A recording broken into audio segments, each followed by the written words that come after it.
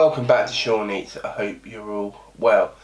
So some of you may be aware that this week is Mental Health Awareness Week. So today I thought I'll share with you my own personal experiences. Now, I've never really opened up on this channel about it in detail, so today is the day. Some of you may find it a bit distressing what I'm going to say here, but it's my own personal experience, and if it can help you or help you talk, and then that's all the better for it. So I've touched on this before, but the last 5 or 6 years I suffered with anxiety and depression. Now this is going back to probably 2015 it first started for me, so I would have been around 2021 I would have been. And at the start I was a bit confused because I thought, well, I've always felt like this really, but I never had the sort of worry or panic that you would associate with anxiety. My whole life, I would say, I've always felt, well, depressed in a way. Always sort of seen myself as no good and always been negative about things. Always thought the worst outcomes would come. Never sort of see anything with any positivity, or I never viewed things as they would have good outcomes. I always thought this would be end badly, or I'll do something wrong. Never had any self-belief in myself, I suppose. So that's right at the start. And as the years progressed, it sort of has peaks. It gets better, then it gets worse, then it gets better, then it gets worse. Initially, I was given medication, but I didn't really want to be on sort of tranquilizers, as it were. I wanted to be able to sort of be myself, be in the here and now, not sort of going through life as it were, like a glorified zombie, not really knowing what day of the week it is. I never particularly wanted to have that. Treatment wise, on and off, I've seen sort of, I suppose they're psychiatrists really. I've had sort of therapy, but I never really found the right thing to work for me. I never really found it useful. I was sort of basically sort of going through the motions with it really, just going there, or just because I had to really. I never really felt the benefits from it or felt it was working for me. But maybe that was my own fault in a way, that I didn't see it as something that would work. I sort of had preconceptions of it, that it's just sort of standard what I do for everyone, and it is, don't get me wrong. If it works for you, that's great, but for me it didn't really benefit me, and it's just they sort of put you under the same umbrella as everyone else. You've got to do this and this should work, and if you're not doing it, that's why it's not working, and for me that was just no good. So as I say, that was back in 2015, probably till about from 2015 to about late 2018, early 2019, I was sort of having therapy on and off really, be it that was online, over the telephone, very rarely in person, but for those sort of 4 years I would say I was having appointments with people. So yeah, that was what that was like.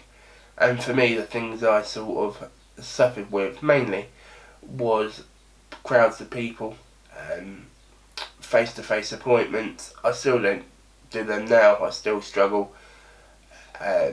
Day-to-day life really. Things that normally people brush aside as everyday problems and they can deal those with ease. For me, that's sort of a major problem.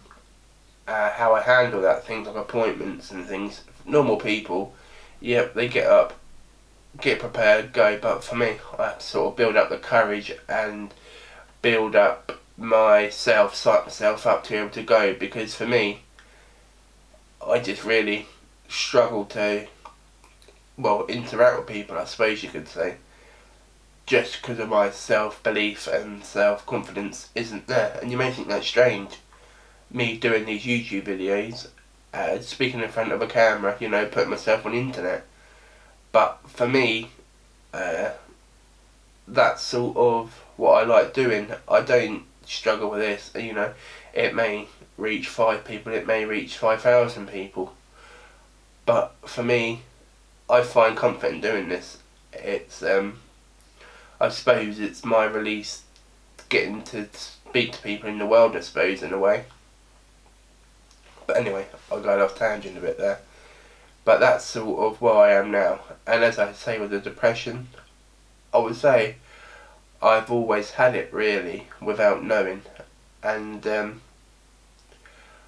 I suppose I'll always have it, as I think I saw someone on telly say the other day, they're a man of depression now. And for me, I'm okay with that. Now that doesn't mean I'm sort of negative, down in the dumps all the time. I do have a laugh when I can. I do try to see the best in things, but I suppose I find it hard when I have to get myself there, I suppose you can say, because for me it's not as easy as it is for other people. And I suppose in hindsight I shouldn't have been on the medication, but I think I'm doing okay in the grand scheme of things without it. It's just I've got to take, well, I sort of know I won't really achieve things I could have achieved, and I know I won't necessarily be normal, if that's the way. I know I'll always be like this. But for me, it's sort of making the best out of a bad situation, because I know that in time it won't always be like it is now. But it's hard to see a way out of this. I know a lot of people feel the same. So, what else do I have along with that? I suppose you could say I haven't really got it severely where I want to end my life every day. Don't get me wrong. In the past, well, earlier this year, I did consider that. You know, when you are that bad, you don't really have a clear thought pattern. You just sort of think that it will end the worry and end the bad period you're going through. But I'm lucky because that didn't last too long for me, and then I would be able to get a clear thought pattern back and thinking about the effect it will have on other people, you know. And I put all my thoughts down in writing and I give it to my dad, and we had a talk, and yeah, we got through it.